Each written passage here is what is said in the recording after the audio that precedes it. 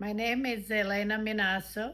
I was born in Italy, and the name of the town it was Guardia Piemontese.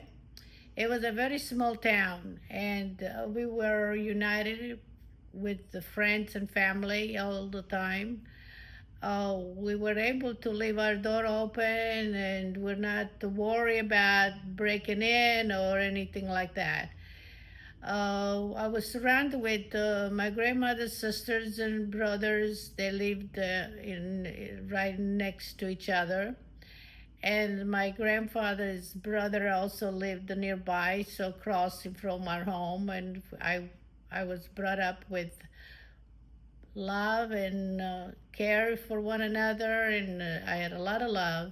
And we didn't have too much. We grow our own vegetable, and we had property, so we that's how we lived. We lived whatever we plant, and then my parents had a mountain which it was different kind of trees, and every few years we would cut trees and have somebody come and cut them, and then that's how we lived. We got money from that, and it keeps us going, paying our tax and paying our employers that they worked for my parents.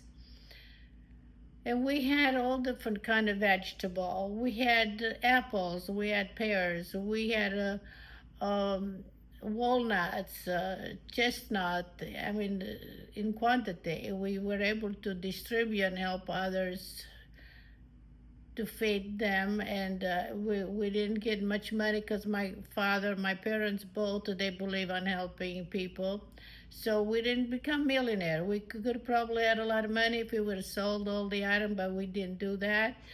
um, we Like I say, I was brought up, I went to school, and I started first grade until fifth grade. I still have friendship that I'm contacted this time. We were 54 students in one class, and we were together from first grade to fifth grade. So we shared a lot of love and care for one another. Like I say, I'm still in contact with some of them, and a lot of good memories. And take care of my little brother at the same time. I had an older sister. She used to go with my parents to work, and meanwhile, I had all the other chores that I had to tend to. Then my I had a grandfather that my father's dad, that he was an immigrant in the United States. He was 14 years old when he came to the United States. When he was a little older, he went to Italy and met my grandmother, and he fell in love, and they got married. Well, meanwhile, my grandma got pregnant, but at the time my grandfather came back into the United States, and he was in World War One. So during that time, my dad was born. Meanwhile, because of the poverty in Italy, there was no medical attention. My grandmother passed away not too long after, and left my dad, and someone took care of him. So my grandfather, he returned back to Italy, and the lady was taking care of my dad. He married her, and they had a family. The wife didn't want to come into the United States, so it took a few years before she decided to come. And my father, meanwhile, he met my mom, got married, and so he decided he wanted to stay in Italy. But then after a certain years, things changed. There was a lot of the people that used to work for my dad. They decided to come United States, or Germany or Canada. So they left the town. There wasn't really that many employers to be able to do any work. So my dad, he decided to come into United States, and he decided to take me with him first before my mom and my brother, because meanwhile my sister got married, so she didn't want to come. And so I came with my dad. But we had to go through all the immigration rules. We had to go through physical examination, which as a young girl, I never had any checkup or anything. And so for me, it was a big experience that they did blood work, X-ray. They check your from foot to head. You know, you had to be excellent in excellent health before they let you come into the United States. Also, they checked our if we were criminal, if we were police, we have for the county, in order for us to get the visa to come into the United States. Well, when we arrived here, we landed. Well, we came by boat, and after we arrived in New York, and one of my uncle and his wife and a cousin and my step grandmother came to pick us up at New York. It was quite a bit of an experience for me to see the Statue of Liberty.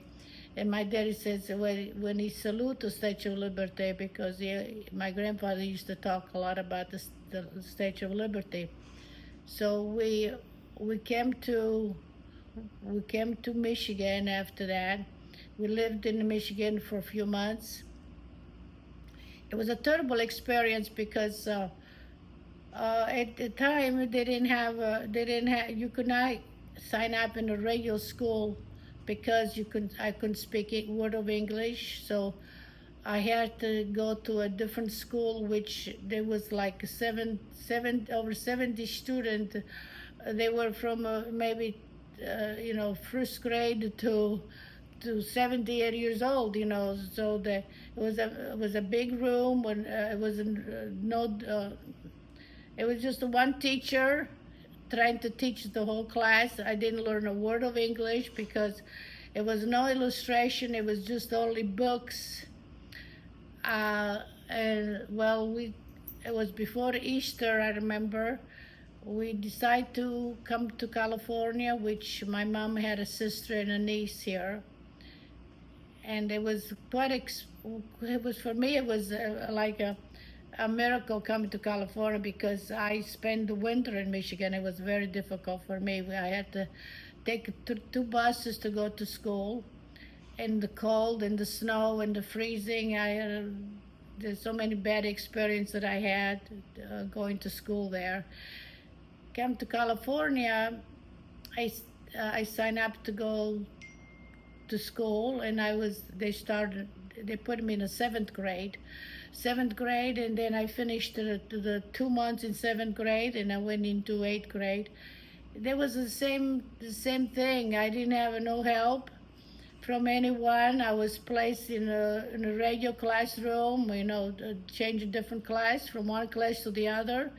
I learned everything by dictionary because there was no illustration and no special help that I had. I was feeling so bad because my paper was F, and I didn't really know what the F was at the time because I didn't have no instruction or no help. I would go home and try to study word by word in a dictionary. We used to have spelling words, and I would memorize the words so I would get all A's, but because I memorized, the word.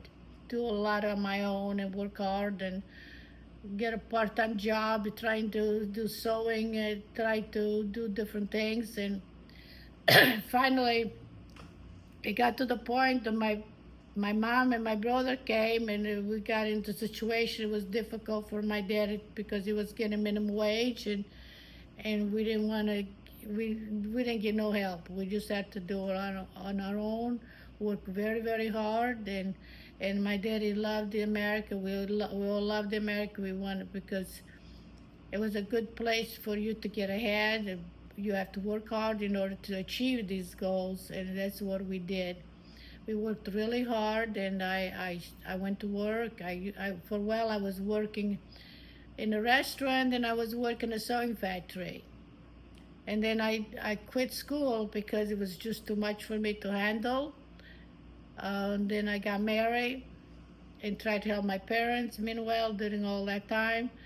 and help my brother, to sign him up to school, make sure he got an education, which he did. I was very proud of him, what he accomplished for himself. But my father was too proud that we didn't want to help. We didn't want a charity for anything. My daddy believed that you have to work for what you get, and so if otherwise it's not good when you expect someone to give you something for nothing. And so I was brought up that way, and I kept that through all my life, and I still do. And I got married, and then when my kids got a little older, I went back to school and I got my high school diploma. I took some college class, child psychology and stuff. It was given by the PTA. I was involved in the PTA. I was a room mother. So I did all that for my kids, and I even went to I even took a GD test on my own. I went to librarian. I took books and study on my own. And so I accomplished that. Then I decided to finish up my high school diploma, so I got that too.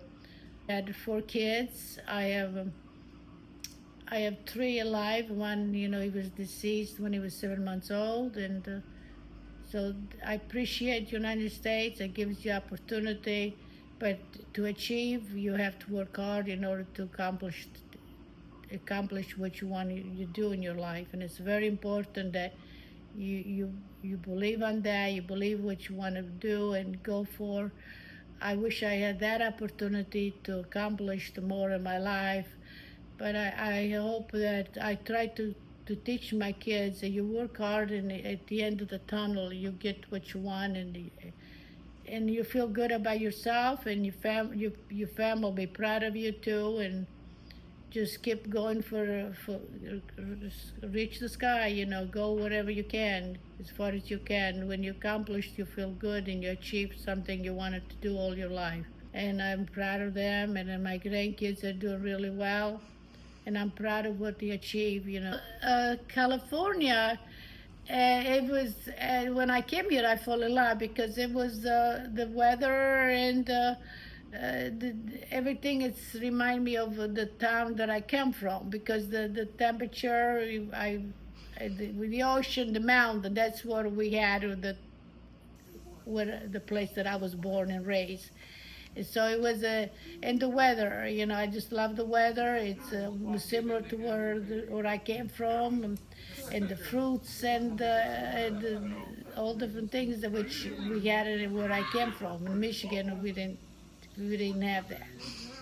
Yeah, Michigan, it was a bad memory. A lot of it's cold weather, and I had one day my grandfather had told me to tell the bus driver that I need a transfer in order to get into the other bus, the connection to go to school.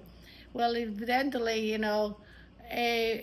one day it was so cold and the bus was delayed, and I had a transfer in my hands, but for somehow, because it froze, I barely touched it and it crumpled on my hands. And I was crying because I didn't remember how to say transfer. So I would tell the bus driver I want to translate, which the poor guy, I didn't know what he was telling me. So I didn't have no money. I was crying. So and you can really know which street you were because it was covered with snow.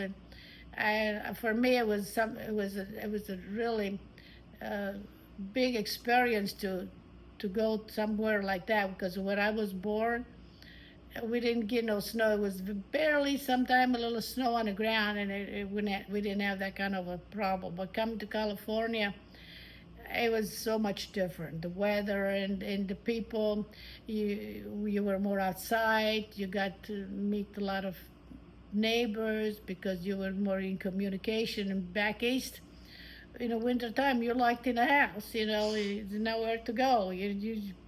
It's so cold that it was so cold. It was I think they probably the year that I came from Italy, and be able to live with my grandfather for a while. I was happy to do that, to get to know my grandfather. He was such a good person. But the weather, I disagree. When I came, I think it was some kind of a, I wasn't allowed to speak in the classroom any other language. When I went to school here, and then they discriminated you because you couldn't speak English. Here, if you were qualified for a job, you wouldn't been able to get a job. And I remember I tried to get a job at the school, and I wasn't allowed to even apply for it because until I became an American citizen, you were not allowed to even fill up an application. And then to find out when my daddy applied to become an American citizen, he was, it was the worst thing for my dad because he was an American citizen because of my grandfather fighting World War I, and my daddy was born during that time. He was an American citizen through my grandfather, and we never find out until my daddy went to get the visa, the sworn in. He took the test. He worked very hard to learn a lot of different laws and rules, And then when he went to get the sworn in, they accused him that he lied and he perjured himself, which he didn't know that he was an American citizen. They said, why you apply? Because you were an American citizen. So somehow it was some kind of trouble when my grandfather, they had to do a paper for us to come here, and then one of my uncle he had to also he had to have a paper notarized by the notary and the lawyer that when we came into the United States, the United States was not responsible for us, that it would be my uncle's responsibility for any problem, sickness or trouble, that he was responsible to take care of us up to certain, I don't remember exactly for how many years. So even if we needed any assistance for the federal government, we couldn't do that because there was the rule and the law then. The people that sponsor you, they were the one responsible. So we had to go through all that immigration before we entered the United States. And it took a while. And then another thing I forgot to mention, that every year they had a quota. They allowed so many people to enter the United States. So once the quota would fill, you have to wait until the following year, and you're praying to God that you would be on the list and you would get to come, go through the paperwork before you enter. So those were the rules. Not everybody could come all at once. Maybe when my grandfather came, but he had to go through the island. They stopped him over there. He told me that they washed him with kerosene. They treat him like animal and stuff. Both of my grandfather went through that. And my mom's dad too. He worked in West Virginia in the railroad, and they mistreated him. They used to beat him up because they had him work night and days, so many hours. And sometimes he would take off and go to Italy, spend some time with his family but he went through a lot. So we had to go through the rules and regulation, before we, like with the job. If we had done any criminal thing in Italy or we had any kind of sickness, they wouldn't let us come. Mm-hmm. One of the comforts was that for me it was so much easier to, where I work, it was mostly Spanish speaking. So for me,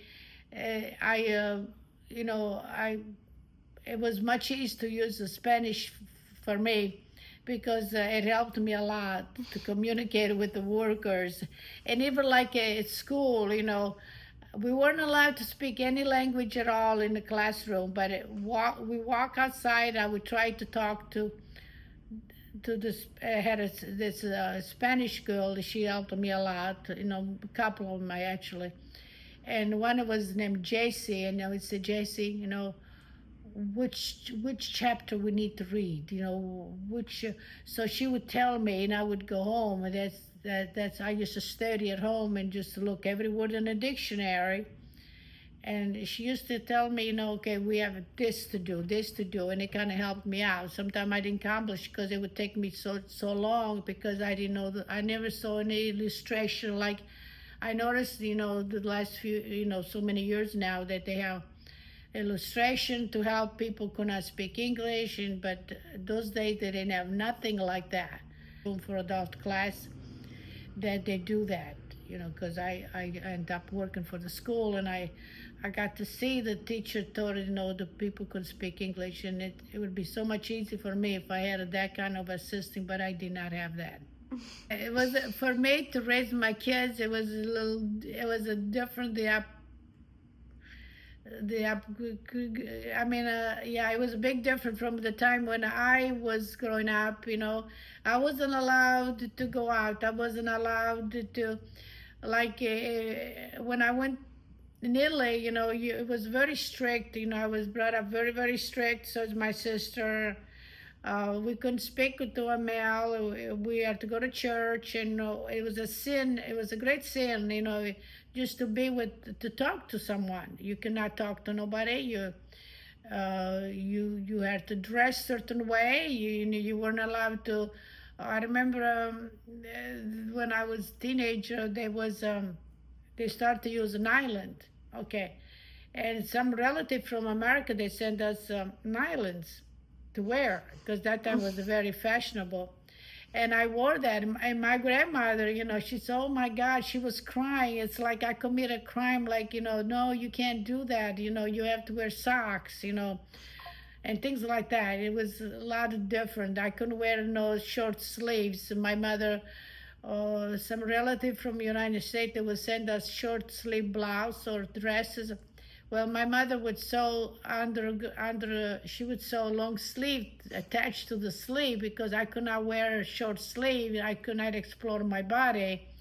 It was like a sin, and it's because the town that I was born is at the time it was strictly Catholic.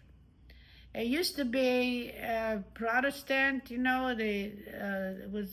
town. It was built from a different religion, but then the Catholic took over, and then they made everybody change to Catholic, and it was like they had a massacre, which it was a lot of people killed, and they weren't allowed, because the other religion used to read the Bible all the time, and the Catholic, they didn't believe. There's certain things they didn't believe. So then the Catholic religion took over. But anyhow, so when I was brought up, the Catholic religion was very strict. We had the priest there in our town. I got in trouble because I spoke with someone that were not Catholic. There was a lot of restriction, and you couldn't go out by yourself. You could not. We had freedom to play in the neighborhood with the same age kids. But then there was a lot of other restrictions. You could not play with the boys, things like that. They were very strict, like you cannot talk to a boy. It was you commit a sin if you did.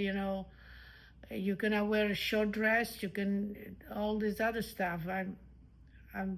It's a big difference from when I raised my kids. And my kids, for me it was a little hard because she stuck to the boys.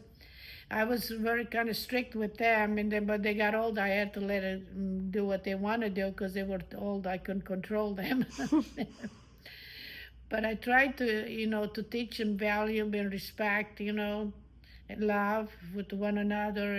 Like I was brought up. That was one thing I missed, because even with my kids, and my grandkids and my kids, the generation changed. My kids still had the opportunity to ride their bicycle until it was dark, play with the neighborhood kids, which I used to love to see them enjoying and have fun with their friends, the neighborhood kids.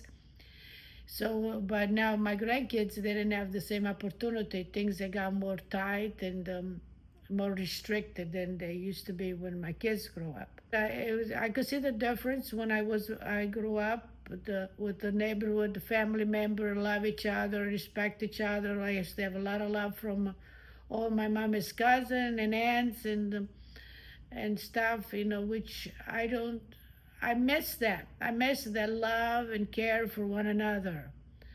And today we don't have nothing like that. A lot of respect and love, that's what I miss. Probably didn't have we didn't have all the stuff like they have, the luxury and the cell phone, all the equipment, everything like we have today. But we had a lot of love, honesty and love, with one another. That we don't have anything like that right now. I feel bad for the young kids. I know they don't know the difference, so they never experience anything else different, but I have. And I kind of feel bad for the young kids today because we don't have all that love and closeness like it was when I was growing up. It's something, and when the pencil, my daddy bought us a pencil sharpen.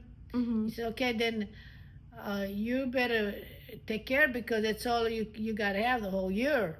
And the pencil, we were limited because, there was not money available to buy all this stuff, those days.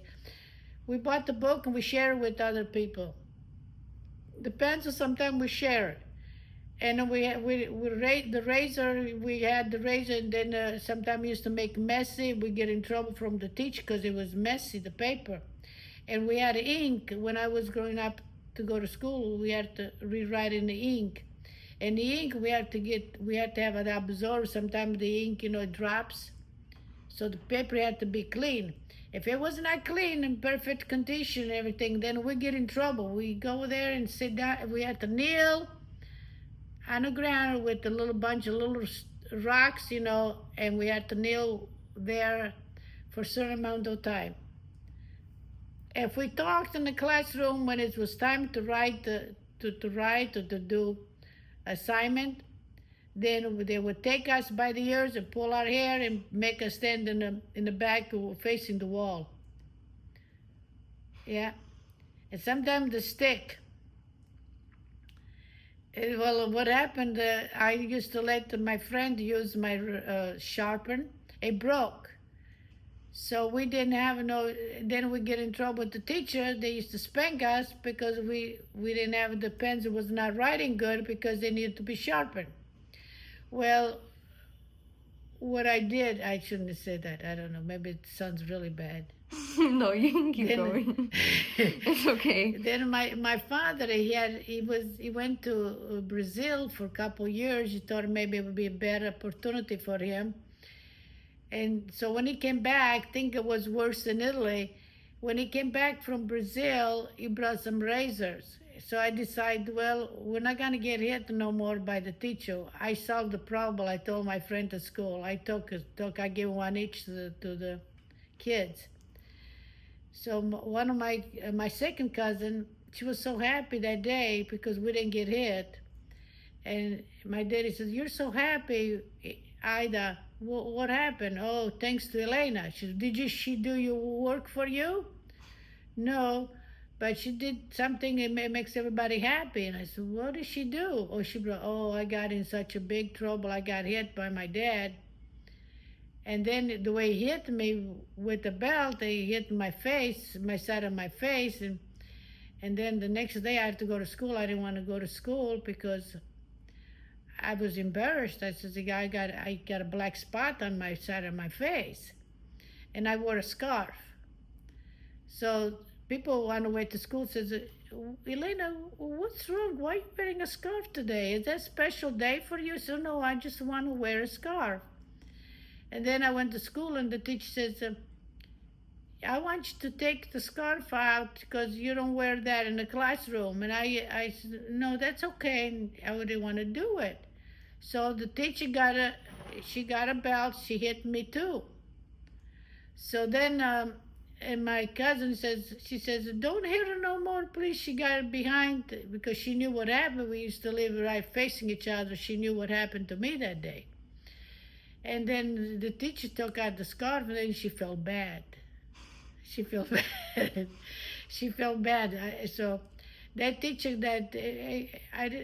I didn't like my dad to do that. I thought I did a good thing, but I didn't do a good thing because somebody could have hurt himself. But at the time, I didn't know the danger, what causes something like that. So that tells you one thing, because when you grow up and it was right after the war. My daddy came back he was in the war. and he came back, so he was not, mentally all right because he was gone for so long. So when I was born, I was born right after he came back from the war. So for him, it never went away, all the nightmare he had during the war, what he went through and everything. So I didn't understand it either because I didn't like what my daddy did to me. He hit me, but then he felt bad. But he was not having control. Before he went to war, my mom used to say he was such a lovely guy, but from when he came back, things have changed. He didn't have as much patience as he used to have. But that shows you that we went through a lot, and that's made me a better person because I realized that everything you do in life, you have to sacrifice and you have to be patient. Otherwise, I value everything I have and I take care of everything I have. I have a little thing that my godmother gave me from the time I was born, and I treasure things like that. But today I see that a lot of young people, they don't value but nothing. They treat everything like it's just nothing.